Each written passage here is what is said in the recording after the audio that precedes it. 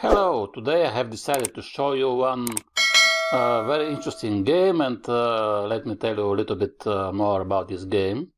It was played a very long time ago in the 1990 when I was a very young boy, and I was playing, I think, my first national championship.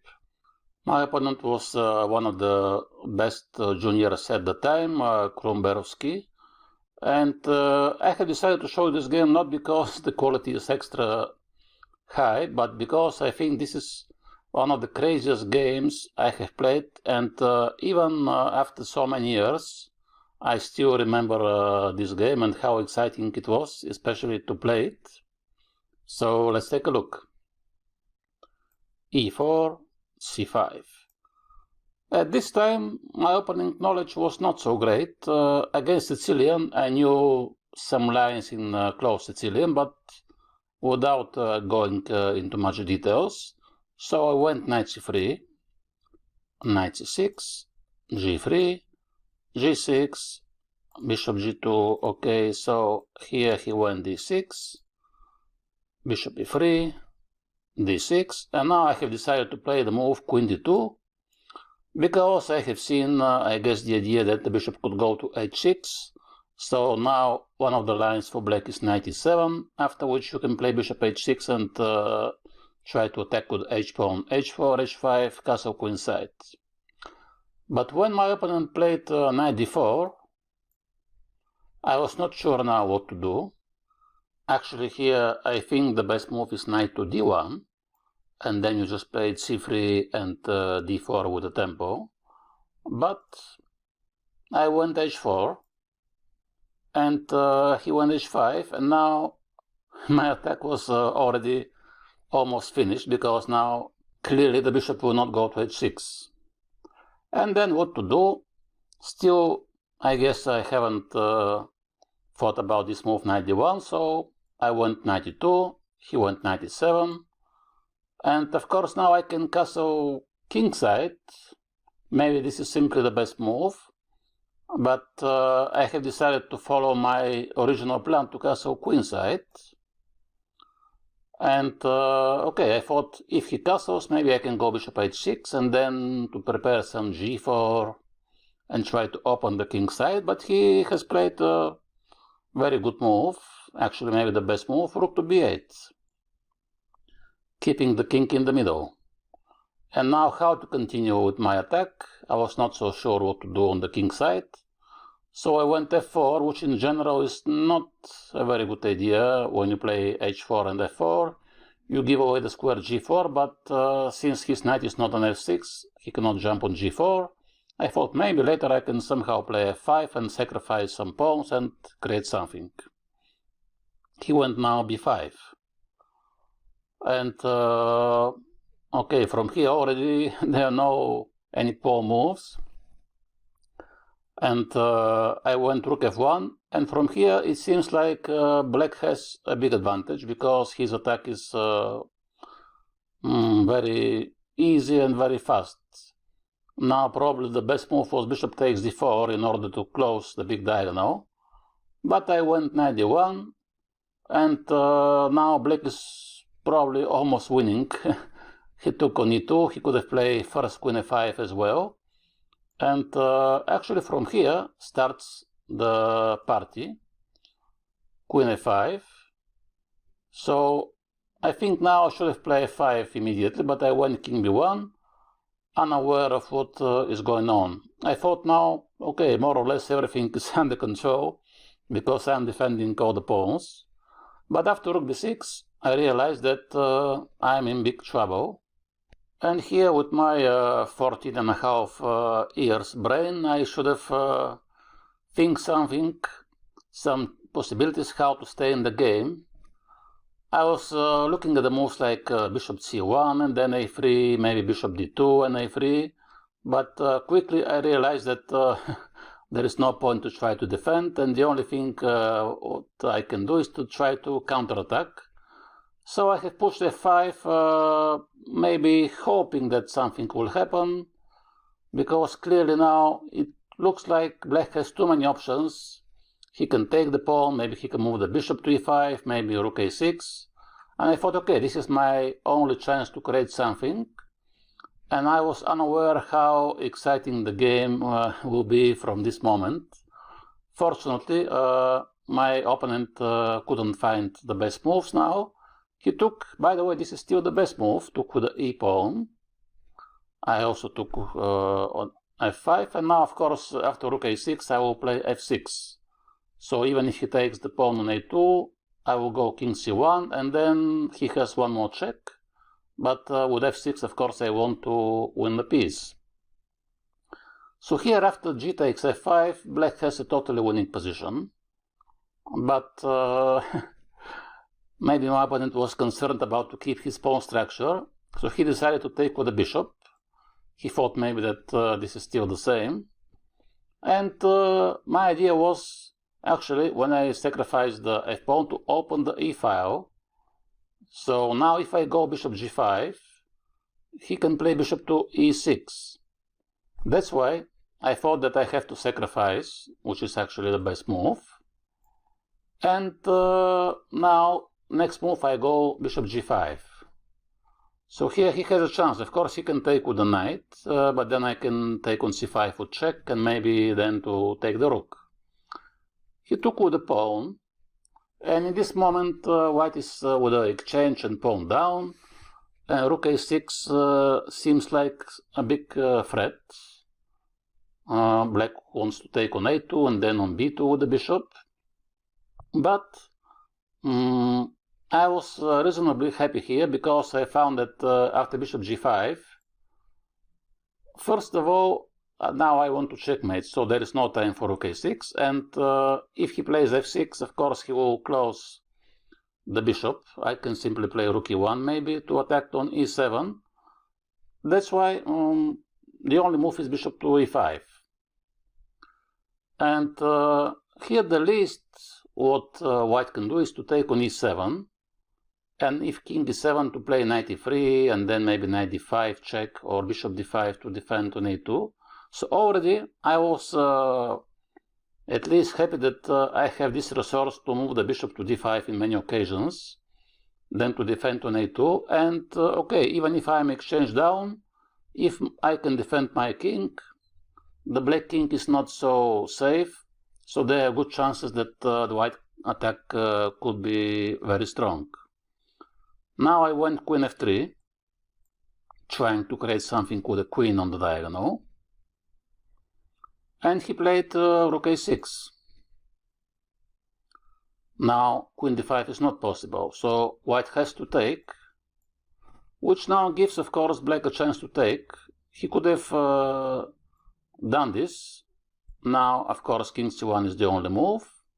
And my idea was that even if he takes here now, I can just play queen b7 check. And then I have with a tempo bishop d5. Let's say if he goes now to the f-file, there will be bishop d5. That was my calculation. Bishop d5 is attacking the queen, the rook is under attack, the f7 is hanging, so this should be good for white. That's why black took the bishop. And this is the first move for the king. And I don't remember how many moves in this game will make this king, but it will be plenty of moves. So now queen b7 check. And probably king d8 was the safest move for black, but he thought that he can go to f6, which is of course a big mistake, because now clearly after bishop d5, white has a very strong attack. So black thought that he can protect on f7, and then there is no check, so more or less everything is under control. Now he wants to play maybe queen to b6 to try to exchange the queens, but after knight e3 there is a pressure on the pawn on f5 as well. There could be some ideas where bishop c4 and knight d5 check, so white already is having, I think, a very, very strong attack. Black is playing f4, and here I was already quite optimistic. I felt that it should be almost winning for white, because my king is safe and this king is in big danger. I was wondering between rook f1 and pawn take, but in the end I decided to take, which I think is the best move. Pawn takes. Now if he takes, of course I can play rook f1 and then probably he will be losing the bishop. So he has to play bishop d4. And here I have missed the best move, which was bishop to c4. And then, yes, the idea is to, of course, attack the rook. And if he takes the knight, also knight d5 is a very strong threat, even queen e4. And if black simply takes, white has to play queen to d5. This was the move maybe which I have missed. I was looking only bishop a6. And then queen g5 is coming, which is difficult to defend because the rook has to defend f7 and rook f1, rook e1. The queen and the rook actually are out of the game. But I was tempted from another very beautiful move, which proved to be also good. Knight f5. A knight sacrifice, and the idea is, of course, queen e7 check. So the only move is king f5. And now my idea was to bring the queen to e7. That's why I gave the knight. So when the king moves, the queen can go to e7. And I thought here there should be a checkmate because now queen g5 is coming. And in bishop f6, of course, queen e4 is a checkmate. So the only move is queen d8, which is actually, of course, a good move. And then queen g5 is not possible. So I have to give check from e4. Queen e4 is simply losing because king f6. So I went bishop e4 check. And in my calculation, when I gave the knight, I thought that there should be something. Because I'm a rook down, and the king obviously has to go to f4 and g4, and then I can maybe bring the rook. But actually here, maybe black can survive. I guess queen f4 was the best move, but king g4 is also not such a bad move. And now, since there is no check from g5, and there is no check from g1, it seems like white is doomed, and there is nothing. He's about to lose the game. But still, I have found some way to move my queen to b7. Now attacking the rook, but of course the main idea is to go to d5 and then to try to go to f5. So here it's a bit tricky for black because he can of course move the rook like he did. He can also sacrifice the rook, and then it's some crazy position in which everything is possible. He has played rook b6, which was, I think, a big mistake. Maybe d5 or f5 was much better, and then black has advantage. But after rook b6, now suddenly queen d5, and already now white is winning. He has played queen f6, and he thought that he's defending everything, because once again g5 and g1 is protected. And if bishop f3, maybe simply he can bring the king to g3. But now, if you remember a few moves ago, white has sacrificed the knight on f5. Now it is time to sacrifice the bishop on f5. And now white should be winning. Black has to take.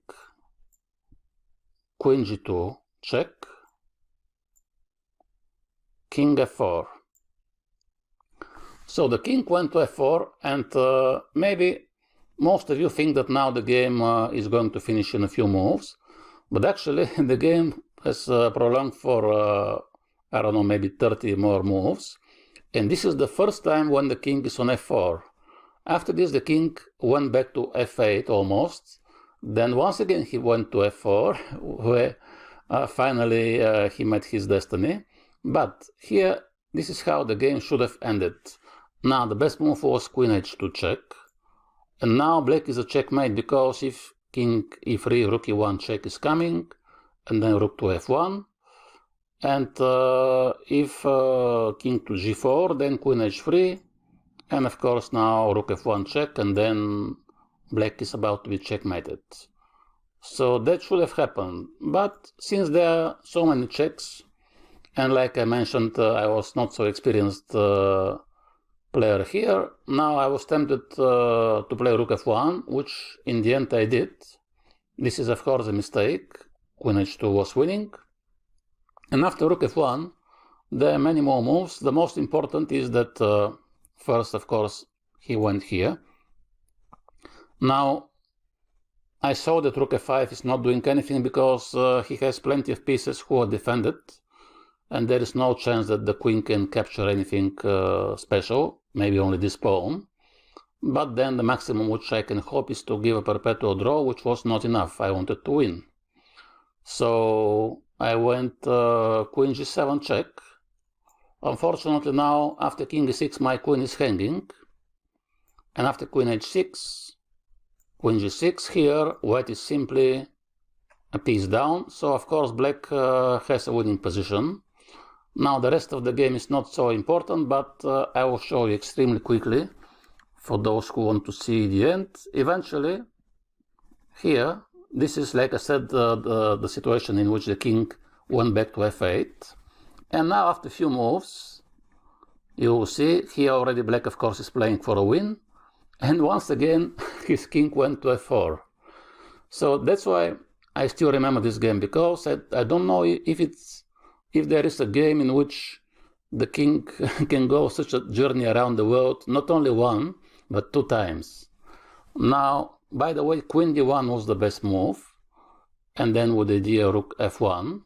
I think white was winning in this case, but I went rook d1, and after queen f3, black still has advantage, but eventually I have found queen d2, and now I have some small threats. Still there is nothing for white, but at least you can imagine this is already move 50. The game was played for maybe 4 or 5 hours.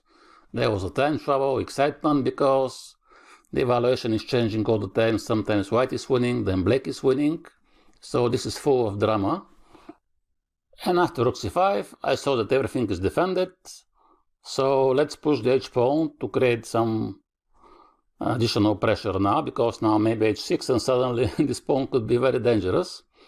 Of course, here black should have played something like king f5 and then king g6, but he decided to take the pawn, and finally there was no way to miss now the win, because after king f5, rook f1, it's already very easy, because I have only one possibility. In the previous lines, I was distracted sometimes from other lines which seems to be winning, but when you have only one line, you play it. Now queen f6, and now I saw that I have queen f3, and I have also queen e6, and again I started to hesitate now. Should I play queen f3? Maybe after queen f3, okay, he has to go king g5, and I take the bishop, and he plays queen g4, and then I can take, of course, on d6, but it's not so clear. At least I thought like this. So queen e6. Now if the king goes to g5, it will be rook f5 check. But there is no other thing, because otherwise rook h1. I thought this is easily winning. And again here I have missed the checkmate with the move queen e7. This was the best move, and then queen e4 check, and here you win the queen for nothing. I took the queen, but fortunately managed to win this. And this very, very long and exciting game finished with this queen f8, and now finally he's losing the d pawn. He cannot take because queen f7. And after a few more moves, this drama, of course c3, I have to make space for the king. And after d6 and queen a6, this was finally the end of the game. After the game, my opponent was so emotionally drained, because he was one of the favorites and he needed to win the game in order to qualify to become a national champion, but he was very upset. But I was very happy, because not only because I won, but because it's a spectacular game. And I hope you guys have enjoyed this game between young kids as well.